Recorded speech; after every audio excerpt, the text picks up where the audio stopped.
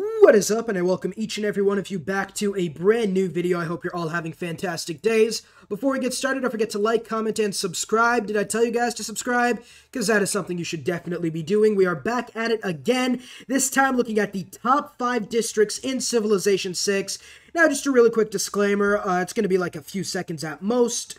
Right, I'm looking at right now is the top districts the top districts, right? So, for example, something like the, Sugba or the Kothon might be a lot better than the original district, the Harbor and Commercial Hub.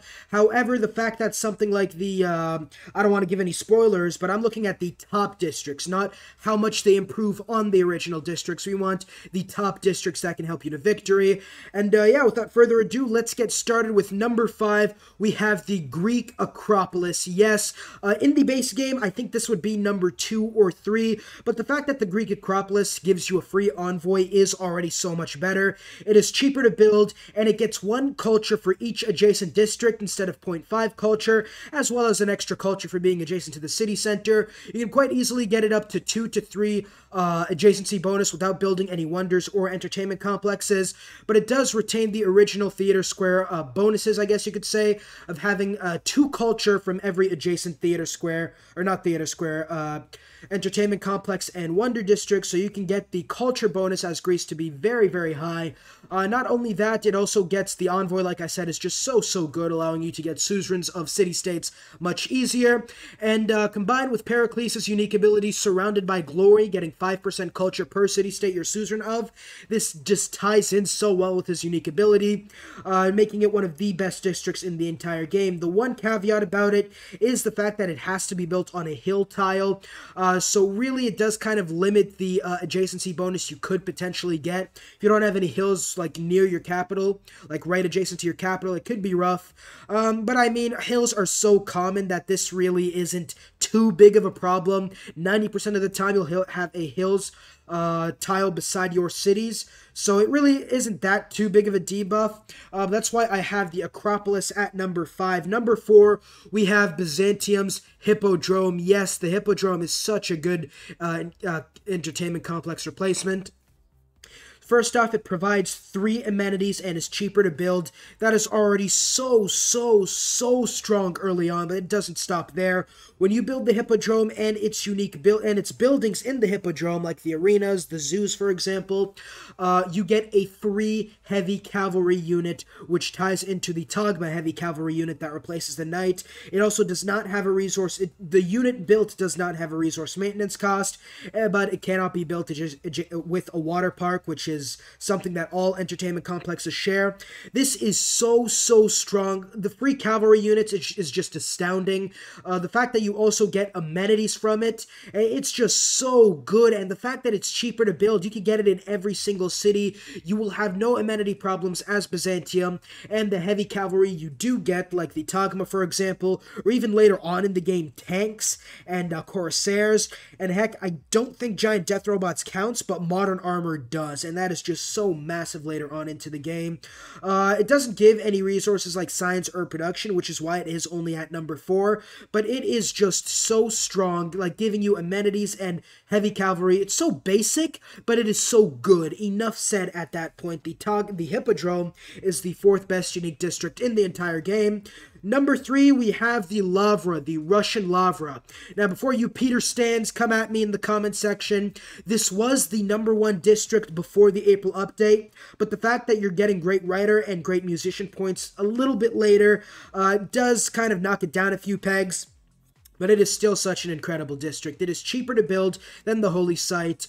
It doesn't gain any sort of like unique adjacencies, but if you tie it in with Peter's unique ability, being beside Tundra, getting the Dance of the Aurora, you can have massive adjacencies and combine that with work ethic. But I'm not taking that too much into consideration. This is mainly about the uniqueness of the district, but I'm just letting you know that you can get massive adjacencies with it. It is cheaper to build and gives you great writer and eventually artist and musician points. Peter is so underrated as a culture victory type of civ, mainly due to the Lavra. The fact that the great artist point has to be built with the temple and the great musician with the warship building does knock it down a few pegs, as opposed to like getting all three of these points before, like just by building the Lavra. It's just good. It's just so much better. Also, the Great Writer has to be, you have to have a shrine now to get the Great Writer point.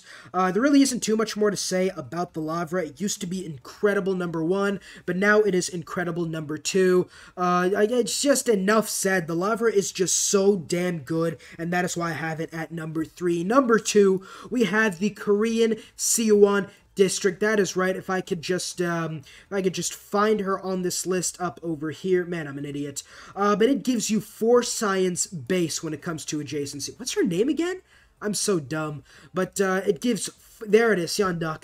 It gives 4 science just by being built. Now, it does lose 1 science for every adjacent district, but what you want to do as Korea is surround this with mines and farms in order to get more science and more food from your farms and mines. But the fact that 4 science is so massive, that's like being adjacent to 4 mountains. It's like being adjacent to a geothermal fissure and 2 mountains. It's like being adjacent to like 8 rainforests, which isn't really possible. But the Siwon is such a strong, incredible district. You will be able to get so much science. If you get 10 cities, that is 40 extra science in the early game without building anything. That is so, so good. Not to mention that percent bonus you're going to get from her unique ability. Governor's given 3% science and culture for each promotion they have. Now, I'm not going to put too much stock into that, like I said in the Russian Lavra district a few minutes back. It's really mainly on the goodness of the district alone, I guess you could say. But the Siwon alone giving you 4 science. Oof. It doesn't have any adjacency bonus that I am aware of, but 4 science is, it's not enough said. 4 science for building on a mine. It's just so good. But yeah, that's why I have it at #2. Now, before we get to #1, let's look at the honorable mentions.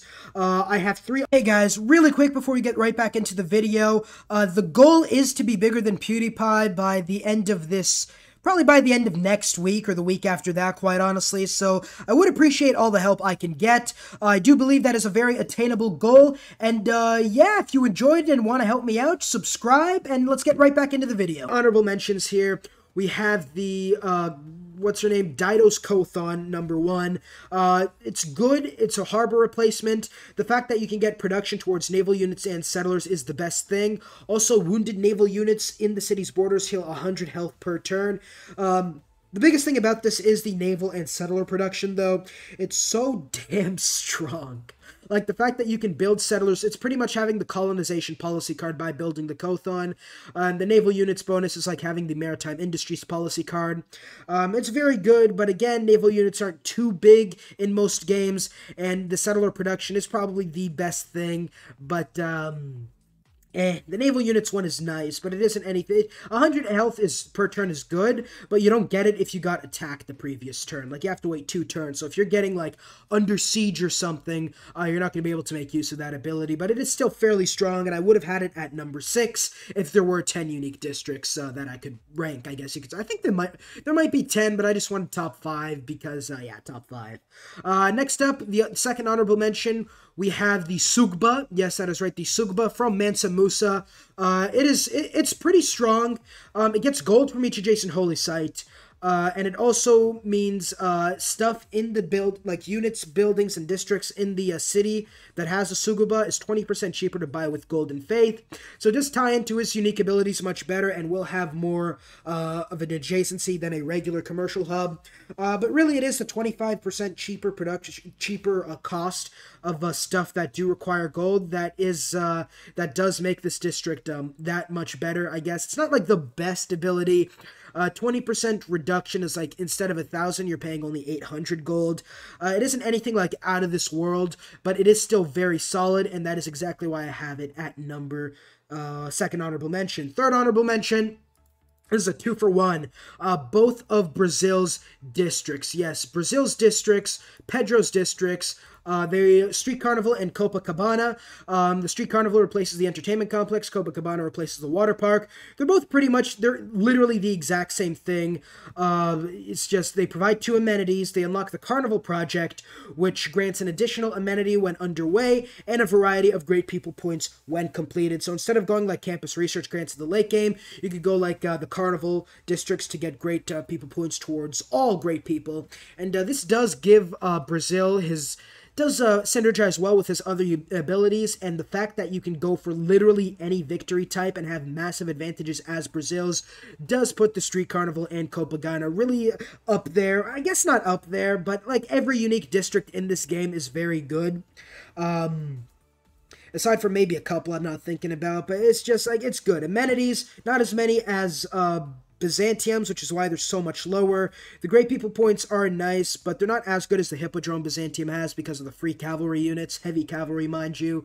So it's pretty good, pretty solid, but nothing extraordinary, which is why I have this as the third honorable mention. Now, I would, at this point, like, try to make, like, some suspense, some tension on who's going to be number one, but it is so obvious. It is the German Hansa. Frederick Barbarossa's Hansa is so good, so good.